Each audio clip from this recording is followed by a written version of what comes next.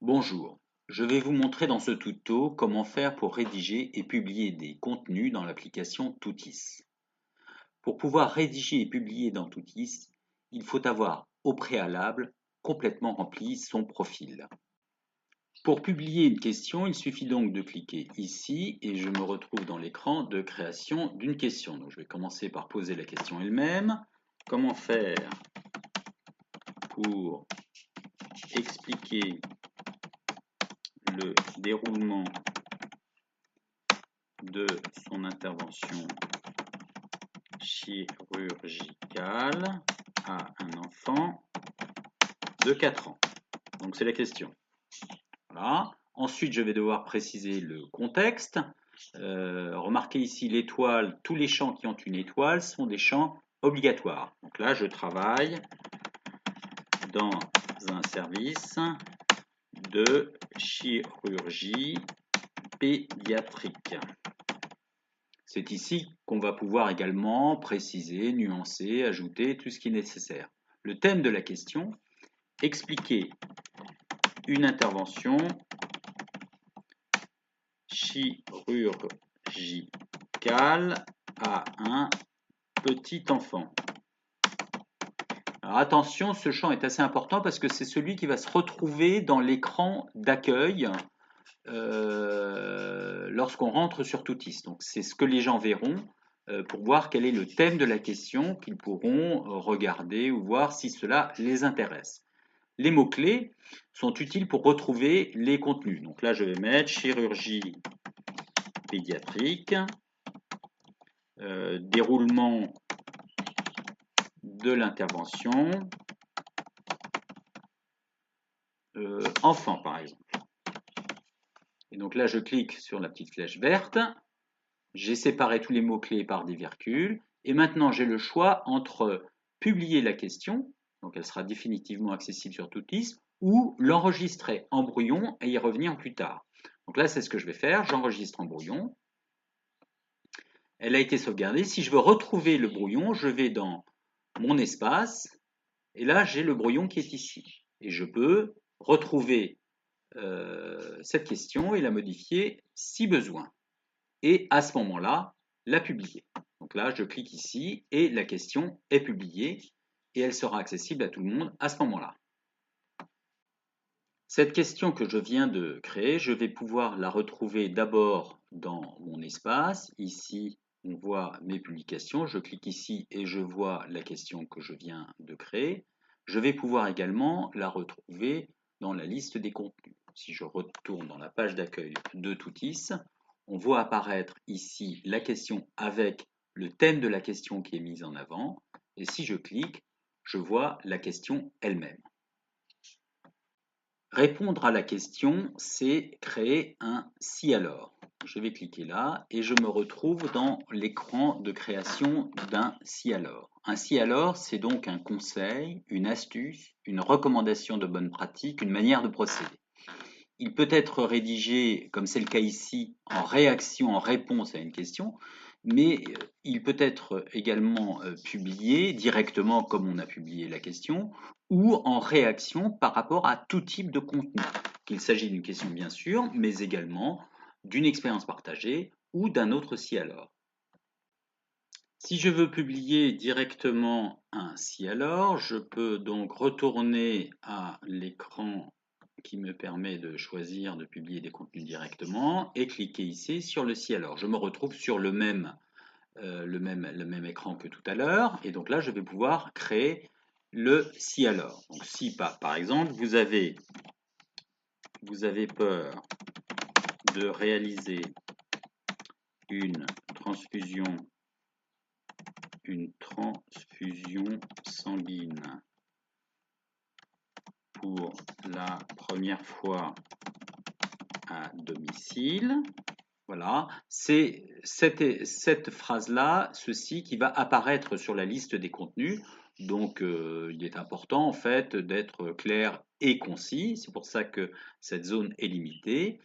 Alors, voici quelques conseils qui pourront vous aider. Donc tout d'abord, etc. Ensuite, il faudra mettre le contexte, qui, vous le voyez, est obligatoire, toujours dans le cadre d'un si alors, des précisions, des nuances, des ajouts. Ici, on peut choisir d'ajouter un lien Internet qui est une référence à ce si alors. Donc là, par exemple, je vais créer un lien vers un document de la SFTS. Donc ça, c'est le lien Internet. Je vais donner un titre à ce lien, SFTS document cadre, HAD et transfusion. Et ces liens pourront être consultés directement et c'est le titre qui apparaîtra dans les cartes qu'on voit dans le mot d'accueil. Ici, comme tout à l'heure, des mots-clés à rajouter qui sont séparés d'une virgule. Si je veux m'arrêter là pour poursuivre plus tard, rien ne m'interdit d'enregistrer ceci alors en brouillon. Comme tout à l'heure, je peux retrouver le brouillon du contenu que je viens de créer. Donc je vais ici et je retrouve le si alors sur lequel j'étais en train de travailler. En rouge, vous voyez les zones obligatoires qui restent encore à remplir pour pouvoir publier ce si alors. Maintenant, le dernier contenu qu'on peut publier, c'est une expérience partagée. Donc je reviens ici, je clique sur expérience partagée et je suis dans la création de cette expérience partagée. En gris, toujours, ce qui est attendu de chacun des champs que vous allez devoir renseigner. Donc là, par exemple, je travaillais dans une maternité, salle de travail, etc. Le déroulement de la situation, donc ce jour-là, là, femme sur le point d'accoucher, est arrivée aux urgences, etc. Une femme sur le point d'accoucher est arrivée aux urgences. Je dois remplir tous les champs jusqu'à ce que j'ai appris. Ils ne sont pas forcément tous obligatoires. Hein. C'est ceux qui ont une étoile qui sont obligatoires. Donc jusqu'à ce que j'ai appris, j'ai découvert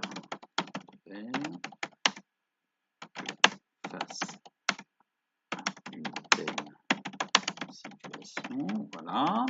Et le dernier champ ici, qui est le titre de la publication. Le titre de la publication, c'est ce qui apparaît dans les cartes en accueil de Toutis. Donc c'est ce que vont voir les gens pour savoir si lire cette expérience partagée va les intéresser ou non. Donc là par exemple, déni de grossesse en salle d'accouchement. Les mots-clés, toujours à séparer d'une virgule, comme on l'a dit, et le choix entre enregistrer en brouillon ou publier l'expérience partagée. À noter que si vous enregistrez en brouillon, le contenu pourra être repris depuis n'importe quel média. C'est-à-dire ça peut être soit sur l'ordinateur, là je travaille sur un ordinateur, soit vous continuez sur un téléphone portable, soit vous avez commencé sur un téléphone portable et vous reprenez le brouillon au niveau d'un ordinateur, vous pouvez passer de l'un à l'autre sans problème.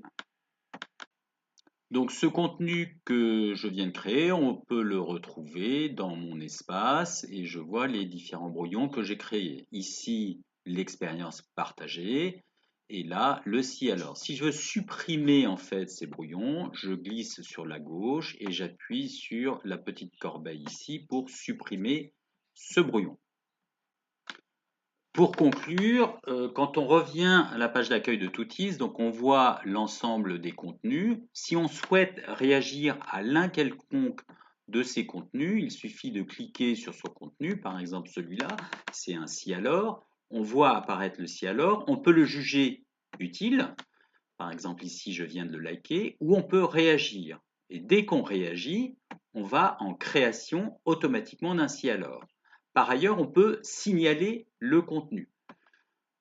C'est comme ça que se déroule la modération. On va définir une raison, contenu déplacé, inapproprié, etc.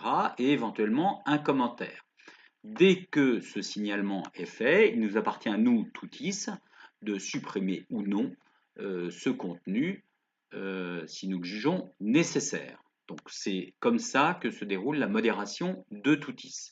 Le dernier point, il faut toujours respecter l'anonymat des personnes et des lieux. C'est pour cette raison qu'on ne voit apparaître au niveau des cartes que le prénom et la région dans laquelle exerce le professionnel, d'une part, et d'autre part, il faut éviter autant que faire se peut de citer des marques de façon à éviter de faire de la promotion. Si on écrit le nom d'un médicament, il faut ajouter le petit R après le nom.